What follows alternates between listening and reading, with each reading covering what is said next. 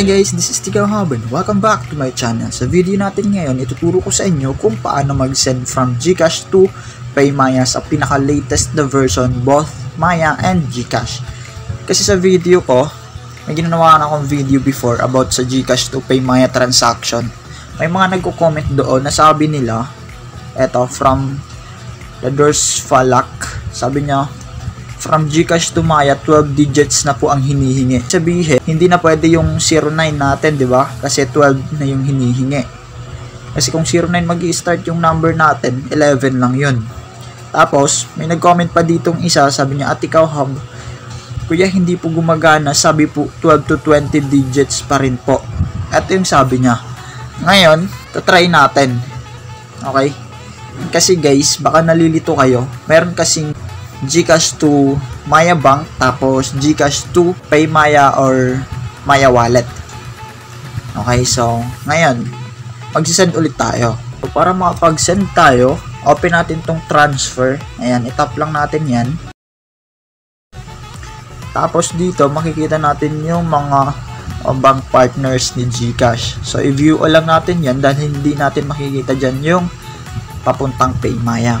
Ngayon, meron tayo sa upper right side na search bar.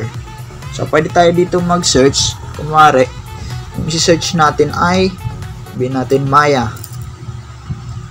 Ayan. At yung sinasabi ko sa inyo guys, huwag kayong malilito dito. Maya Bank Incorporated and then PayMaya or Maya Wallet. Kasi, dito sa Maya Bank, open natin. Tingnan nyo guys dito. Kasi, sa mga gustong mag-transfer from GCash to PayMaya, baka ito yung pinipili. Ayan, pansin nyo, dito sa account number, yung nakalagay is 12 to 20 digit number. Kasi nga, account number yan. Ibig sabihin, para yan sa may mga PayMaya bank. Diba? Pansin nyo, 12 to 20 digits yung hinihingi. Kagaya ng mga comment dito sa first video, which is eto. Sabi ni Cedric, kuya, hindi po gumana. Sabi po is 12 to 20 digit number pa rin po. So ayun, nakita naman natin na sa Maya Bank 12 to 20 yung hinihingi. Ito rin yung nagsabi, isa. Sabi 12 digit po ang hinihingi.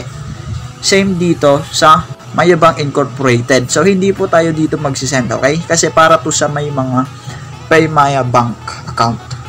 So yung pipiliin natin guys ay etong pangalawa. Etong PayMaya or Maya Wallet. Okay, open naman natin to. Okay, so napansin nyo sa account number 11, 12, 16, or 19 digits. Diba? So, para po sa mga gusto mag-send from GCash to PayMaya, so wag po kayong malilito. Dito po tayo sa PayMaya or Maya Wallet. Kasi dito po natin ilalagay ang ating 11-digit number para makapag-send tayo. Okay, so ngayon, alam nyo na yung kaibahan. Ayan, pwede nyo siyang i-search dyan. O kaya naman, kapag hindi nyo gustong i-search, ayan, scroll nyo lang. Kasi ito yung magiging itsura niya guys. Baka kasi pag nag-scroll kayo, ito yung makikita nyo kaagad, yung Maya Bank. Pag nakita nyo yung Maya Bank Incorporated, so hindi po yan. Okay, so iba po yan. Scroll lang po kayo. Ayan, tapos makikita na natin tong PayMaya or Maya Wallet sa baba ng Partner Rural Bank. Okay, so ito yung itatap natin. Dito tayo makakapag-transfer from GCash papunta sa ating PayMaya Wallet. Ngayon, para sa transaction, lagay nyo lang kung magkano ang inyong isi-send, tapos yung sa account name, kung sino yung may-ari ng PayMaya account. Diyan yung ilalagay nyo. Pero take note guys, kahit mali itong account name is makakapag-send ka pa rin. Kasi yung tinitingnan dito, yung mahalaga dito ay etong number. Okay, so ito. Kaya i-make sure nyo, lagi nyo i-double check yung account number. Okay. Okay, tapos itong send receipt.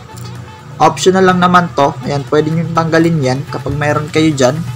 Tapos, take note nyo na every transaction ay meron siyang 15 pesos na charge. Kahit 1,000 yan, kahit 100 yan, kahit 5 piso yan, kahit 50,000 yan, 15 pesos pa rin. Sa mga gustong mag-transact, mas maigi na malaki yung transaction nyo o isahan na lang para hindi na magbabawas ng 15 pesos per transaction, di ba? Para isahan lang. So ayan, pagkatapos niyan guys, send money nyo lang. Tapos malalaman nyo guys na pwede siyang masend kasi ganito yung lalabas. Pag may nakita na kayong ganito, yung confirmation, i-double check nyo pa rin yung account number and then account name. Tapos nyan, ay isend lang natin. Pansin yung fee natin is 15 pesos, yung itatransfer natin ay 2,000. Etong nakalagay na total dito na 2,015, eto yung mababawas sa ating GCash balance. Okay? Kung okay na lahat, confirm lang natin. Ayan, okay na. Etong receive o receipt, napakahalaga nito. Pwede nyo siyang i-screenshot o kaya naman ay i-download. Kasi ito yung katunayan natin. Halimbawa, online transaction kayo.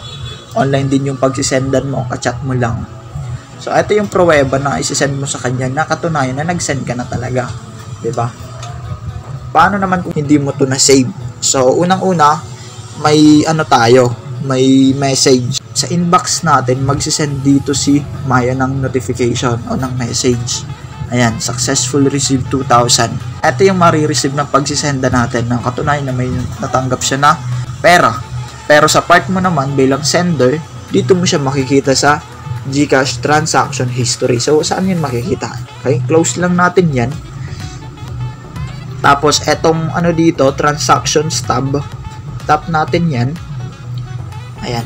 Yung pinaka-latest na transaction natin, eto yung makikita natin sa pinakaunahan. Pero wag kayong mag-alala kasi may date naman yan guys. Ayan, November 9, 2022, 2:21 PM. I-tap nyo lang yan. Tapos, makikita nyo dito yung reference number. So, napakahalaga po yan. Okay? And then, pwede nyo screenshot. Pag okay na, ayan, click nyo lang okay. So, dyan nyo po siya makikita. Ayan, okay nyo lang.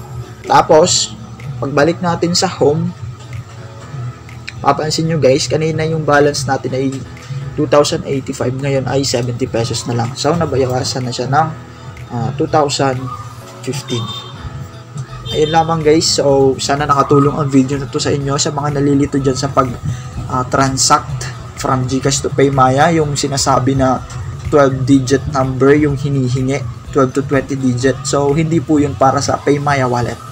Para po yun sa Maya Bank, okay? So, sana naging clear sa inyo ang video na to.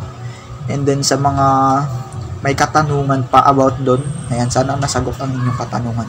And then, salamat sa inyong panunood. Pwede nyo i-like, and then pwede kayong mag-comment. Magre-reply naman tayo dyan. Again, this is Tigaw Hub. Bye-bye. Thank you.